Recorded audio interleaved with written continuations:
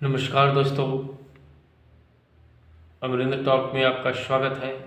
मैं अमरिंदर कुमार और आज हम लोग चर्चा करेंगे इंडी गठबंधन के बारे में या इंडी अलायंस के बारे में। इंडी अलायंस का गठन क्यों किया गया है? अगर इसके भीतर की बात करें तो इंडी अलायंस का गठन का मात्र एक आधार मोदी फोबिया था। सभी वैसी पार्टियां जिनके नरेंद्र मोदी के बढ़ते हुए रुतबे से खतरा था, उन्हें लग रहा था कि मोदी जी अगर इसी तरह आगे बढ़ते रहे, उनका जो विजय रथ है इसी तरह अगर आगे बढ़ता रहा, तो जो 2024 का लोकसभा चुनाव है उनमें वे कहीं नहीं दिखेंगे। बस इसी डर से एक दूसरे की धुर विरोधी पार्टियां सिर्फ मोदी फोबिया के कारण, मोदी से भय से ग्रसित होकर उन्होंने इंडी गठबंधन का निर्माण किया, जिसके सूत्रधार के रूप में बिहार के मुख्यमंत्री श्री नीतीश कुमार थे। और जब भी लोकसभा चुनाव आता है, नीतीश कुमार के मन में एक हिचकोला उठने लगता है कि मैं पीएम मटेरियल हूँ, मैं पीएम बनूंगा। अरे भाई, पीएम बनने के पहले अपनी पावर भी तो देख लीजिए। अकेले लड़कर 2-4 सीट लाने की क्षमता नहीं है और पीएम मटेरियल बन गए हैं आप। ऐसा थोड़ी होता है। देश की जनता क्या मूर्ख है? एक राज्य में आप लीडिंग पावर में नहीं है। अभी भी यहाँ विधानसभा में भी तीसरा पार्टी है, उनका विधायकों की संख्या के आधार पर भी तीसरी पार्टी है। तो किस आधार पे आपको ये स्वप्न ड्रीम आता है कि आप पीएम बन जाएंगे, देश की जनता आपको चुन लेगी?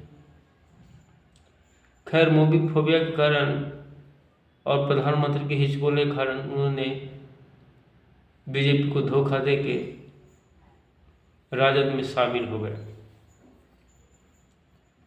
तो राजद वाले क्या बीजेपी से कम छल प्रपंच वाले हैं? उन्होंने भी उन्हें नाक दम करके रखा है। तेजस्वी को सीएम बनाओ, तेजस्वी को सीएम बनाओ डेली कहते हैं, तो परेशान होके ललन सिंह को राष्ट्रीय अध्यक्ष से हटा दिए। उनको डर लग रहा था कि ललन सिंह राजद वाले से मिल गए हैं, राजद से मिलकर वो जेडीयू में फूट करके तेजस्वी को मुख्यमंत्री बनाना चाहते हैं। तो मीटिंग बुलाए और खुद बन गए अध्यक्ष। अध्यक्ष बन के फिर वो कांग्रेस पे हमला करते हैं कि कांग्रेस वाला हमारा प्रचार नहीं करता है। अरे आपका क्या प्रचार करेगा? कांग्रेस एक राष्ट्रीय पार्टी है। 3-4 राज्यों में उनकी हाल फिलहाल में सरकार थी, अभी भी 2-3 राज्यों में है। तो आपको क्या वो भाग देगा? 2 सीट लाने की तो आपकी क्षमता नहीं है अपने बल पे। आपको प्राइम मिनिस्टर का फेस प्रपोज कर देगा, कांग्रेस के अपने पैर पे कुल्हाड़ी मारेगा। तो इस प्रकार राजद, जेडीयू और कांग्रेस बिहार में तीनों में फूट हो गई। उसी तरह के हालात वेस्ट बंगाल में अगर जाते हैं तो ममता बनर्जी है जो कांग्रेस को 2 सीट से ज़्यादा देने के लिए तैयार नहीं है। उसके साथ ही साथ ममता बनर्जी किसी भी हालत में जो वहाँ का लेफ्ट है वामपंथी दल है उसको अपने साथ रखना नहीं चाहती है।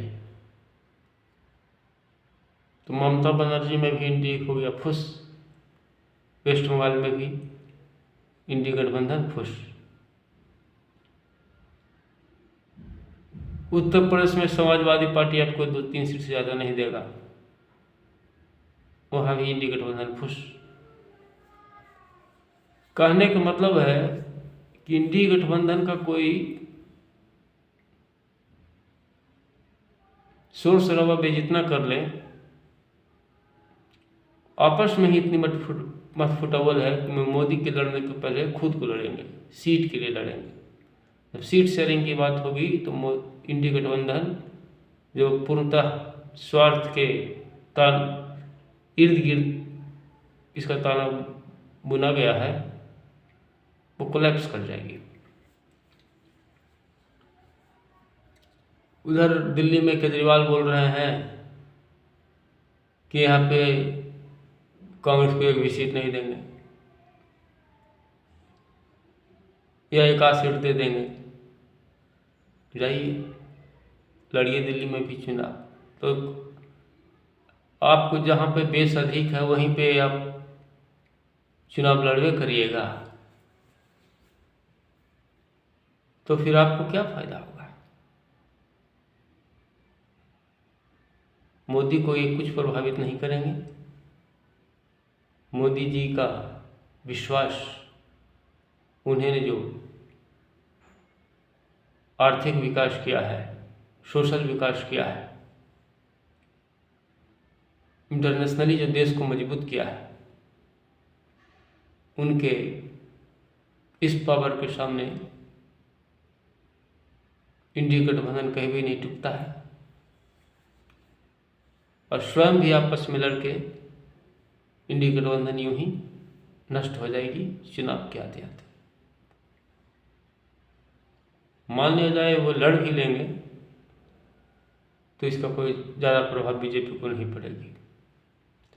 बिहार में थोड़ा बहुत प्रभाव बीजेपी को पड़ेगी, हालांकि वो अपना सीट तो बचा लेगी, परंतु जो एक गठबंधन का सीट था, जो जेडीयू के कोटे के 16 सीटें हैं, उतना सीट पे थोड़ा अंतर पड़ सकती है। लेकिन नीतीश कुमार जो पलटू चाचा के नाम से फेमस हैं, और ये नाम मैंने नहीं दिया है, श्री तेजस्वी यादव जी ने ही दिया है, तो राजद वाले को भी डर लग रहा है कि नीतीश काका कब पलटी मार के फिर बीजेपी की तरफ बढ़ जाएंगे, कोई नहीं जानता। अब बीजेपी को लेने में हर्ज इसलिए नहीं होगा कि चाहे जितना भी पलटी मार लें, नीतीश कुमार की जो छवि है वो एक विकसित मानसिकता वाले, विकास करने वाले नेता के रूप में रहा है, और उनके नाम से कोई 15 साल के शासनकाल के बाद भी 20 साल के लगभग हो गए उनके शासनकाल को, कोई भ्रष्टाचार का आरोप नहीं लगा है। तो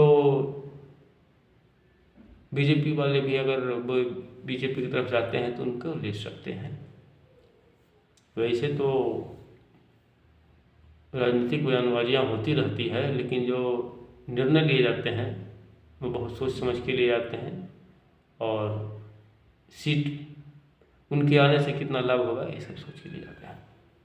तो चांस है कि इलेक्शन के आते आते नीतीश बाबू बीजेपी की तरफ खिसक लेंगे, क्योंकि राजद में भी रहते हुए भी उनको मुख्यमंत्री रहने नहीं देगा। डेली उन पे जो देख रहे होंगे कि राजद के नेता नीतीश बाबू के खिलाफ कितना बयानबाजी करते रहते हैं, तो ये सब बयानबाजियाँ के सहते सहते कितना दिन रहेंगे, चक्कर में है। लेकिन बीजेपी तो अपना शर्त मनवाएगी ना, छोड़ के गए हैं बाबू फिर आइएगा तो कुछ तो शर्त मानना पड़ेगा।